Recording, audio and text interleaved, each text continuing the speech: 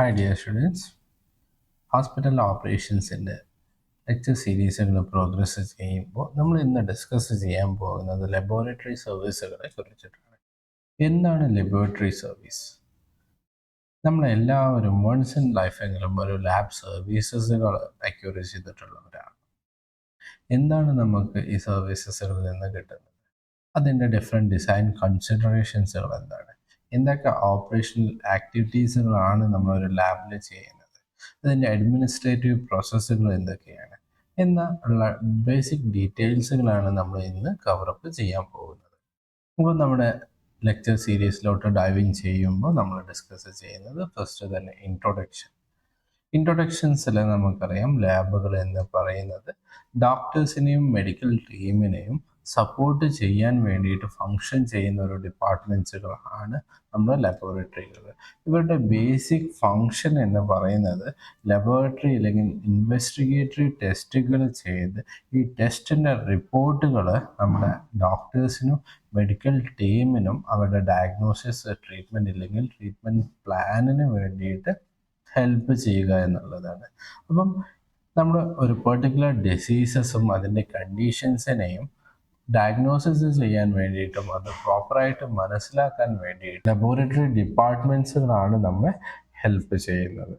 അതുകൊണ്ട് തന്നെ ഒരാളുടെ ട്രീറ്റ്മെൻറ്റ് പ്ലാനും ട്രീറ്റ്മെൻറ്റ് കെയർ പ്ലാൻസുകളിൽ ഏറ്റവും ഇമ്പോർട്ടൻ്റ് ആയിട്ടുള്ള ഒരു ഫാക്ടറാണ് നമ്മുടെ ലബോറട്ടറി ഇൻവെസ്റ്റിഗേഷൻ ഡിപ്പാർട്ട്മെൻറ്റ്സുകളും അതിൻ്റെ റിപ്പോർട്ട്സുകളും.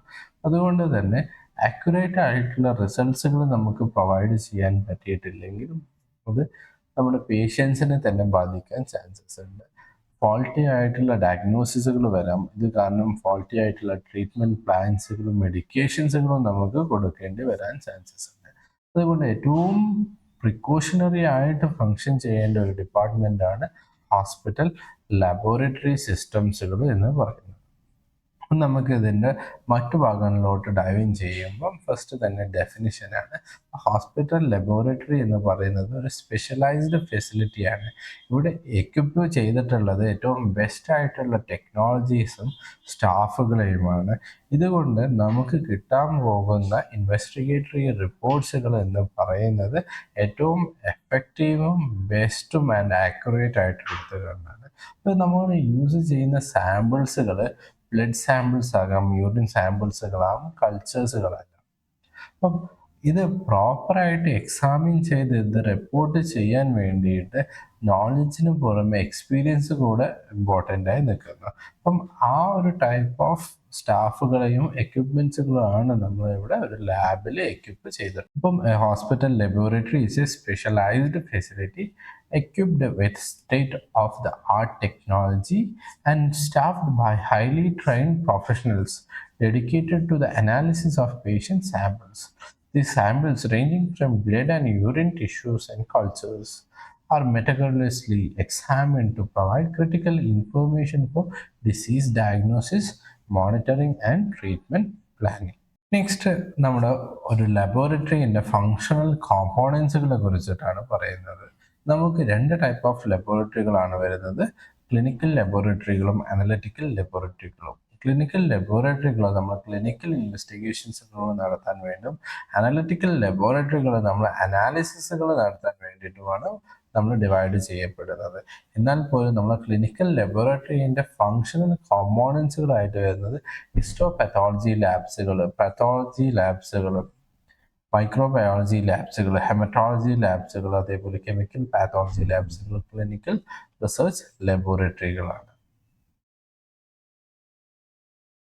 ക്ലിനിക്കൽ ലബോറട്ടറിയിൽ ഉൾപ്പെട്ടിട്ടുള്ള ഹിസ്റ്റോപത്തോളജി ലാബ്സുകൾ എക്സാമിൻ ചെയ്യുന്നത് ഓർഗൻസും ടിഷ്യൂസുകളും സെൽസുകളുമാണ്. അപ്പോൾ ക്ലിനിക്കൽ പാത്തോളജി ലാബ്സ് നമ്മുടെ ബോഡി ഫ്ലൂയിഡ്സുകളും ബ്ലഡ് കോമ്പോണൻസുകളുമാണ്. മൈക്രോബയോളജികളിൽ നമ്മുടെ മൈക്രോബ്സുകളെ കുറിച്ചിട്ടുള്ള സ്റ്റഡീസുകളാണ് നടക്കപ്പെടുന്നത്. ഹെമറ്റോളജി ലാബ്സുകൾ നമ്മുടെ ബ്ലഡും ബ്ലഡ് സാമ്പിൾസിൻ്റെയും സ്റ്റഡികളാണ് നടക്കുന്നത്. കെമിക്കൽ പാത്തോളജി ലാബ് അല്ലെങ്കിൽ ബയോകെമിസ്ട്രി ലാബിൽ നമ്മുടെ ഫോർമേഷൻ ചെയ്യപ്പെട്ടിട്ടുള്ള കെമിക്കൽ സ്ട്രക്ചറിൻ്റെ സ്റ്റഡീസുകളാണ് നടത്തപ്പെടുന്നത്. ഇനി ക്ലിനിക്കൽ റിസർച്ച് ലബോറട്ടറികളിൽ റിസർച്ച് ആക്ടിവിറ്റീസുകളാണ് നമ്മൾ കൊണ്ടുപോകുന്നത്. ഇപ്പം ഇതിൻ്റെ ഷോർട്ട് ഡിസ്ക്രിപ്ഷനിലോട്ട് പോകുമ്പോൾ histopathology lab diagnosis diseases by examining organs tissues from surgical specimens biopsies and autopsies. Histopathology ലാബുകൾ നമ്മുടെ ഓർഗൻസുകളെയാണ് എക്സാമിൻ ചെയ്യുന്നത്. ഇത് സർജിക്കൽ സ്പെസിമെൻസ് ആകാം, ബയോപ്സികളാകാം, ഇല്ലെങ്കിൽ പോസ്റ്റ്മോർട്ടത്തിന് ശേഷമുള്ള ബോഡികളാകാം. ക്ലിനിക്കൽ പത്തോളജി ലാബ്സുകൾ നമ്മൾ നോർമൽ ബോഡി ഫ്ലൂയിഡ്സിനെ അനലൈസ് ചെയ്യുന്നതാണ്. ഇതിൽ കെമിക്കലും മൈക്രോസ്കോപ്പിക് എക്സാമിനേഷൻസുകളും ആകാം. മൈക്രോബയോളജിയിൽ നമ്മുടെ ബോഡിയിലുള്ള മൈക്രോബ്സിൻ്റെ പ്രസൻസുകളും അത് എങ്ങനെ നമുക്ക് ട്രീറ്റ്മെൻറ്റ് ചെയ്യാം എന്നുള്ളതാണ് മൈക്രോബയോളജി ലാബുകളിൽ നമ്മൾ അനലൈസ് ചെയ്യപ്പെടുന്നത്. നെക്സ്റ്റ് ഹെമറ്റോളജി ലാബ്സുകളാണ്. ഹെമറ്റോളജി ലാബ്സുകളിൽ ഹീം എന്ന് പറയുന്നത് ബ്ലഡാണ്. അപ്പോൾ ബ്ലഡ് കോമ്പോണൻസുകളുടെ അബ്നോർമാലിറ്റീസും ഡിസീസുകളും സ്റ്റഡി നടത്തി അതിനെ ഐഡൻറ്റിഫൈ ചെയ്യുന്നതാണ് ഹെമറ്റോളജി ലാബ്സുകൾ വരുന്നത്. കെമിക്കൽ പാത്തോളജി ലാബ്സുകൾ അല്ലെങ്കിൽ ബയോകെമിസ്ട്രി ലാബ്സുകൾ നമ്മുടെ ബോഡി മേഡപ്പ് ചെയ്തിട്ടുള്ളത് കെമിക്കൽ സ്ട്രക്ചേഴ്സുകൾ കൊണ്ടാണ്. ഈ സ്ട്രക്ചേഴ്സിൻ്റെ സ്റ്റഡികൾ നടത്തുന്നതാണ് ബയോകെമിസ്ട്രി ലാബ്സുകൾ. അതിൽ നമ്മുടെ ഹോർമോൺസുകളാകാം, എൻസൈംസുകളാകാം, മെറ്റബോളൈറ്റ്സുകളെ കുറിച്ചിട്ടുള്ള സ്റ്റഡീസുകളാണ്. നെക്സ്റ്റ് വരുന്നത് ക്ലിനിക്കൽ റിസർച്ച് ലാബ്സുകളാണ്. നമ്മുടെ ഓരോ ഡെവലപ്മെൻറ്റ്സുകളും റിസർച്ച് സ്റ്റഡീസിനെ ബേസ് ചെയ്തിട്ടുള്ളതാണ്. അതുകൊണ്ട് തന്നെ പ്രോപ്പറായിട്ടുള്ള റിസർച്ച് ലാബ്സുകളാണ് നമുക്ക് അഡ്വാൻസ്മെൻറ്റ്സുകൾ കൊണ്ടുവരുന്നത്. അപ്പം conducts research for patient care, service development, techniques, therapeutic trials and academics. ഇനി നമ്മുടെ ജനറൽ കൺസിഡറേഷൻസുകളാണ് പറയപ്പെടുന്നത്. അതിൽ ഏറ്റവും ഇമ്പോർട്ടൻ്റ് ആയിട്ട് വരുന്നത് ലൊക്കേഷൻസുകളാണ്. അപ്പോൾ ലൊക്കേഷൻ അനാലിസിസിൽ careful assessment of laboratory locations in relation to other physical hospital services, traffic and user accessibility, especially the emergency services. ലബോറട്ടറികൾ നമ്മൾ ലൊക്കേറ്റ് ചെയ്യപ്പെടേണ്ടത് ബാക്കിയുള്ള ഡിപ്പാർട്ട്മെൻറ്റ്സുമായിട്ട് കൊളാബറേറ്റ് ചെയ്തിട്ടാണ്. അതിൽ ഏറ്റവും ഇമ്പോർട്ടൻ്റ് ആയി നിൽക്കുന്നത് നമുക്ക് എമർജൻസി സർവീസസുകൾ കൊടുക്കാൻ പറ്റണം. അതേപോലെ പേഷ്യൻസിനും ഔട്ട്സൈഡ് പേഷ്യൻസിനും അതേ എല്ലാവർക്കും ഈക്വലി ആക്സസബിൾ ഉള്ള ഏരിയാസുകളാണ് ലബോറട്ടറി ഏരിയാസുകൾ. കാരണം നമുക്ക് നമ്മുടെ ഇൻ പേഷ്യൻസും ഔട്ട് പേഷ്യൻസും അല്ലെങ്കിൽ ലബോറട്ടറി സർവീസസുകൾ മാത്രം എടുക്കാൻ വരുന്ന പേഷ്യൻസുകൾ നമ്മുടെ ഹോസ്പിറ്റൽസിനെ ഡിപ്പെൻഡ് ചെയ്യാറുണ്ട്.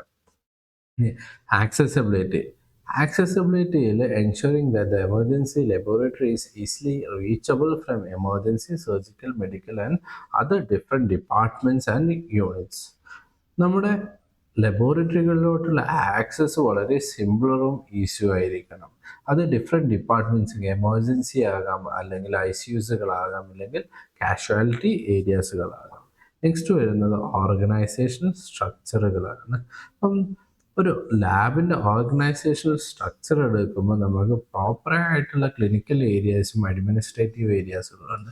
ക്ലിനിക്കൽ ഏരിയാസുകളെ കൺട്രോൾ ചെയ്യാൻ വേണ്ടിയിട്ട് ക്ലിനിക്കൽ സ്റ്റാഫുകളും അഡ്മിനിസ്ട്രേഷൻ കൺട്രോൾ ചെയ്യാൻ വേണ്ടിയിട്ട് അഡ്മിനിസ്ട്രേറ്റീവ് ടീമുകളും തന്നെ അവിടെയുണ്ട്.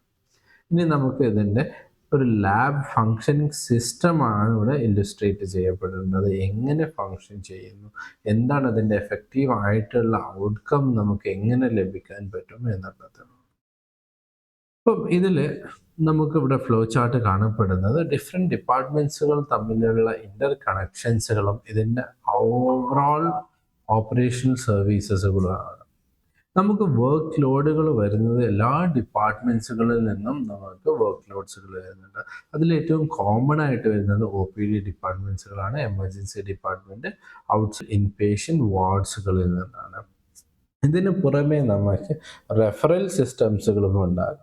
ഇപ്പം നമ്മുടെ ഒരു പേഷ്യൻറ്റിൻ്റെ സാമ്പിള് ലാബിൽ എത്തുമ്പോൾ നമുക്ക് അത് പോകേണ്ട ഔട്ട്ലൈൻ പ്രോസസ്സാണ് ഇവിടെ നമുക്ക് കാണപ്പെടുന്നത്. ഇതിൽ ഫസ്റ്റ് നമ്മൾ എന്താക്കുകയാണ്, പേഷ്യൻ്റെ രജിസ്ട്രേഷൻസുകൾ കംപ്ലീറ്റ് ചെയ്യുന്നു. അത് ഇൻ പേഷ്യൻ്റ് ആണെങ്കിലും ഔട്ട് പേഷ്യൻ്റ് ആണെങ്കിലും റെഫറൽ പേഷ്യൻ്റ് ആണെങ്കിലും ലബോറട്ടറി സിസ്റ്റത്തിൽ നമ്മുടെ പേഷ്യൻ്റ് ഡീറ്റെയിൽസ് എൻറ്റർ ചെയ്യുക എന്നുള്ളതാണ് ഏറ്റവും ഫസ്റ്റ് ആയിട്ടുള്ള അഡ്മിനിസ്ട്രേറ്റീവ് സർവീസസുകൾ വരുന്നത്. ഇതിൽ നിന്ന് നെക്സ്റ്റ് സെഷനിലോട്ട് പോകുന്നത് നമുക്ക് ക്ലിനിക്കൽ ഏരിയാസുകളിലാണ്. അവിടെ ക്ലിനിക്കൽ ടീംസുകൾ നമ്മൾ സാമ്പിൾ കളക്ഷൻസുകൾ നടത്തുന്നു, ടെസ്റ്റുകൾ ചെയ്യുന്നു. ഈ ടെസ്റ്റുകൾ നമ്മൾ സാമ്പിൾ അനാലിസിസിന് വേണ്ടിയിട്ട് അയക്കുന്നു, ക്വാളിറ്റി കൺട്രോൾ പ്രോഗ്രാംസുകൾ ചെയ്യുന്നു. അതിൻ്റെ റിസൾട്ട്സുകൾ വെരിഫൈ ചെയ്തതിന് ശേഷം നമ്മൾ റിപ്പോർട്ട് ജനറേറ്റ് ചെയ്യുന്നു. റിപ്പോർട്ട് ജനറേറ്റ് ചെയ്തത് ഇതിൻ്റെ സ്റ്റേക്ക് ഹോൾഡേഴ്സ് ആയിട്ടുള്ള ഡോക്ടേഴ്സിനും അതർ മെഡിക്കൽ ടീംസുകൾക്ക് നമ്മൾ ട്രാൻസ്ഫർ ചെയ്ത് കൊടുക്കുന്നു. അറ്റ് ദ സെയിം ടൈം ഇത് പേഷ്യൻറ്റിനും അവൈലബിൾ ആക്കി കൊടുക്കുകയാണ് നമ്മൾ ചെയ്യുന്നത്. ഇതിൻ്റെ എല്ലാ പ്രോസസ്സുകളും നമ്മുടെ ലബോറട്ടറി മാനേജ്മെൻറ്റ് സിസ്റ്റത്തിൽ റെക്കോർഡ് ചെയ്യപ്പെടുക എന്നുള്ളത് അതിൻ്റെ അഡ്മിനിസ്ട്രേറ്റീവ് ഏരിയയിൽ വരുന്നതാണ്. ഒരു ലാബിൻ്റെ ഫങ്ഷൻസുകൾ നമുക്ക് അഡ്മിനിസ്ട്രേറ്റീവ് ഏരിയാസും ക്ലിനിക്കൽ ഏരിയാസിൻ്റെയും ഒരു കൊളാബറേറ്റീവ് അപ്രോച്ചുകൾ കൊണ്ട് മാത്രമേ നമുക്ക് പ്രോപ്പർ ഫങ്ഷൻ ചെയ്യാൻ പറ്റുകയുള്ളൂ എന്നുള്ളത്. ഇനി നമ്മുടെ ഹോസ്പിറ്റലിൽ വരുന്ന സാമ്പിൾസുകൾ നമ്മൾ എങ്ങനെയാണ് ഹാൻഡിൽ ചെയ്യപ്പെടുന്നത്? ഫസ്റ്റ് തന്നെ നമുക്കറിയാം ആ സാമ്പിൾസിനെ കാറ്റഗറൈസ് ചെയ്യണം. നമുക്ക് എല്ലാ സാമ്പിൾസുകളും അണ്ടർഗോ ചെയ്യുന്നത് ഒരേ ടൈപ്പ് ഓഫ് ടെസ്റ്റുകളും ഒരേ ടൈപ്പ് ഓഫ് കണ്ടീഷൻസുകളുമല്ല. അപ്പം ഓരോ സാമ്പിൾസിനെയും അതിൻ്റെ റിക്വയർമെൻറ്റ്സുകൾ അനുസരിച്ചിട്ട് വേണം നമ്മൾ കാറ്റഗറൈസ് ചെയ്യാൻ വേണ്ടിയിട്ട്.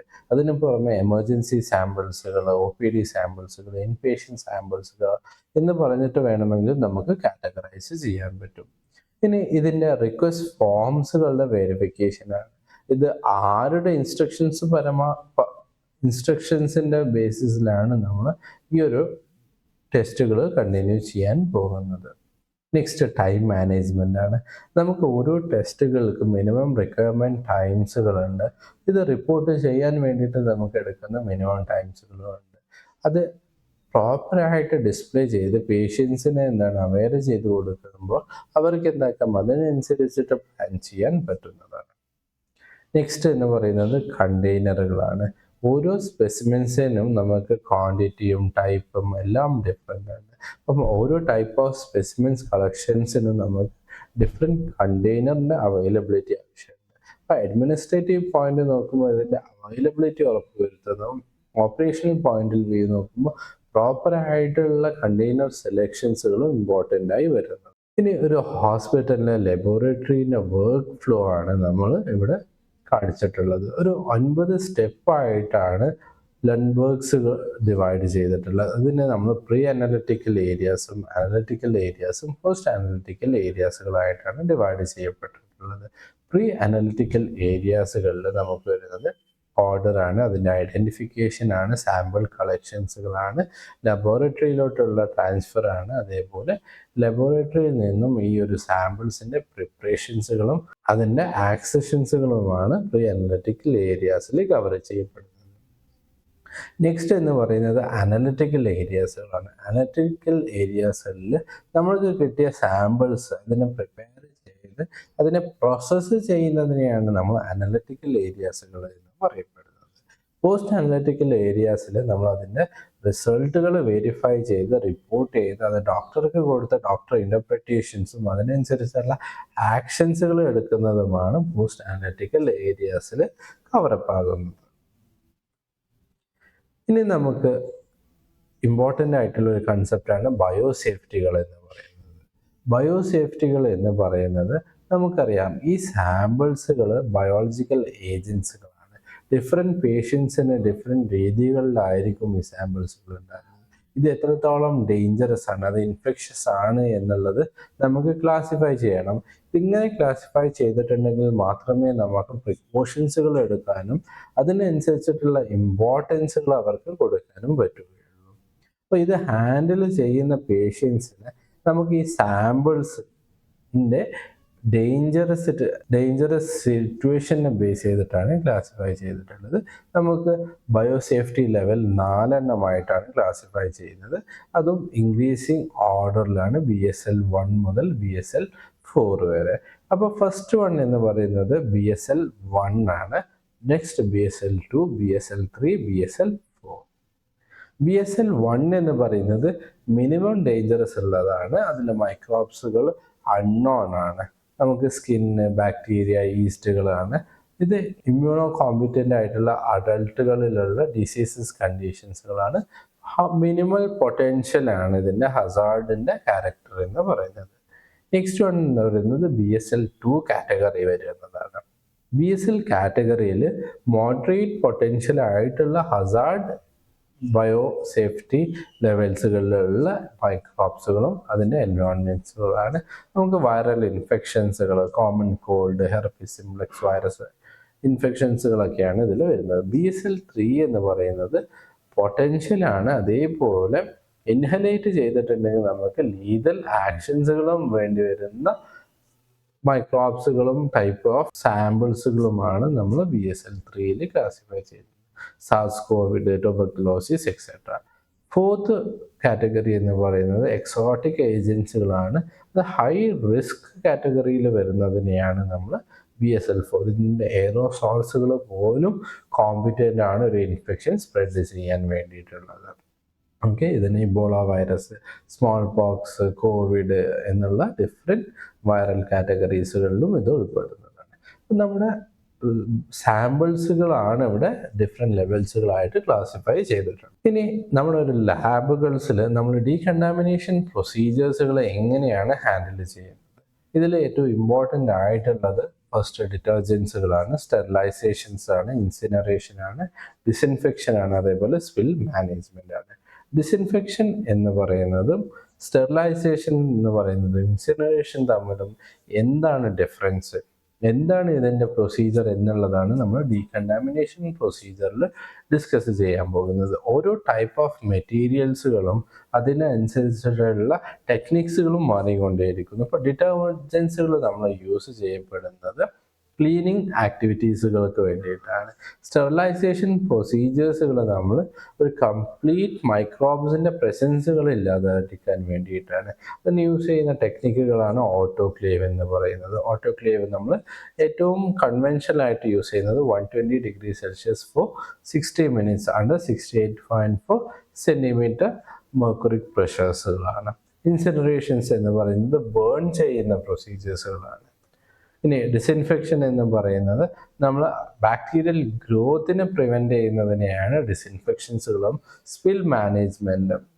ഈ ഒരു കെമിക്കൽസുകൾ സ്പില്ലായി പോയിട്ടുണ്ടെങ്കിൽ നമ്മൾ എങ്ങനെ മാനേജ് ചെയ്യുന്നു? അതിൽ നമുക്കറിയാം, ഹോസ്പിറ്റൽസുകൾ നിങ്ങൾ വിസിറ്റ് ചെയ്യുമ്പോൾ ഹോസ്പിറ്റൽസുകൾ എല്ലാത്തിനും ഒരു സിമിലർ ടൈപ്പ് ഓഫ് സ്മെൽസുകളാണ് വരുന്നത്. കാരണം നമ്മൾ യൂസ് ചെയ്യുന്ന ഡിസിൻഫെക്റ്റൻ്റ് അല്ലെങ്കിൽ കെമിക്കൽ സെയിം ആയതുകൊണ്ടാണ് ആ ഒരു ഐഡൻറ്റിക്കൽ ആയിട്ടുള്ള സ്മെൽസുകൾ നമുക്ക് ഹോസ്പിറ്റലിൽ നിന്നും ലഭിക്കുന്നത്. ഡിഫറെൻറ്റ് ടൈപ്സ് ഓഫ് ഡീകണ്ടാമിനേഷൻ പ്രൊസീജിയേഴ്സുകളാണ് നമ്മളിപ്പോൾ ഡിസ്കസ് ചെയ്തിട്ടുണ്ടായത്. അപ്പം നമ്മൾ ഇന്നത്തെ ക്ലാസ്സസിൽ ഡിസ്കസ് ചെയ്തിട്ടുണ്ടായത് ഒരു ഹോസ്പിറ്റലിലെ ലബോറട്ടറി സിസ്റ്റത്തിനെ കുറിച്ചിട്ടും അതിൻ്റെ അഡ്മിനിസ്ട്രേറ്റീവും ഓപ്പറേഷണൽ ഏരിയാസുകളെ കുറിച്ചിട്ടാണ്. ഒരു ലബോറട്ടറി സിസ്റ്റത്തിൻ്റെ ഫങ്ഷനിങ് എന്ന് പറയുന്നത് വളരെ ഇമ്പോർട്ടൻ്റ് ആയി നിൽക്കുന്നു. കാരണം ഒരാളുടെ അല്ലെങ്കിൽ ഒരു പേഷ്യൻറ്റിൻ്റെ രോഗനിർണയത്തിനും അവരുടെ ട്രീറ്റ്മെൻറ്റ് പ്ലാനിലും വളരെ ഇമ്പോർട്ടൻ്റ് ആയിട്ടുള്ള ഒരു ഫാക്ടർ വഹിക്കുന്നതാണ് നമ്മുടെ ലബോറട്ടറി റിസൾട്ടുകൾ. അത് ആക്യുറേറ്റും സ്പെസിഫിക്കും ആവുന്നത് ഇമ്പോർട്ടൻ്റ് ആയി നിൽക്കുന്നുണ്ട്. കാരണം ഇതിലുള്ള വേരിയേഷൻസുകൾ നമ്മുടെ എൻ്റെ ട്രീറ്റ്മെൻറ്റ് പ്ലാൻസുകളും ഡയഗ്നോസിസുകളും തന്നെ മാറ്റങ്ങൾ വരുത്താൻ സാധ്യതയുണ്ട്. ഇത് നമ്മുടെ പേഷ്യൻസിനെ ഹാം ചെയ്യാനും ചാൻസസുകളുണ്ട്. അപ്പോൾ വളരെ കോഷ്യസ് ആയിട്ടാണ് വേണം നമ്മുടെ ലബോറട്ടറി സർവീസസുകൾ ഹാൻഡിൽ ചെയ്യാൻ വേണ്ടിയിട്ട്.